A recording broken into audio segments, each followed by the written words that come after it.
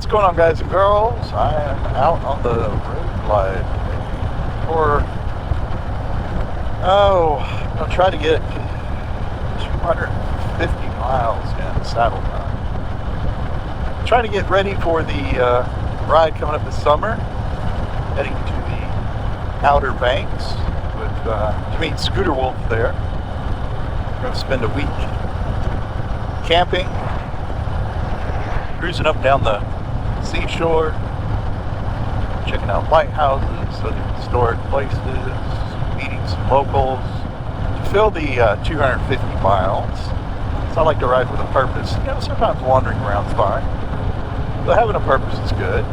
So on the Harley Davidson app, you can check in at dealerships, you get points. And miles you track, you also get points. And those points can go towards, you know, just a little bit of money, not much. So it gives you a purpose to ride, which is fun. Like a little reward, you know. Hey, here's a treat. Wearing out your motorcycle? We know you're going to need a new one.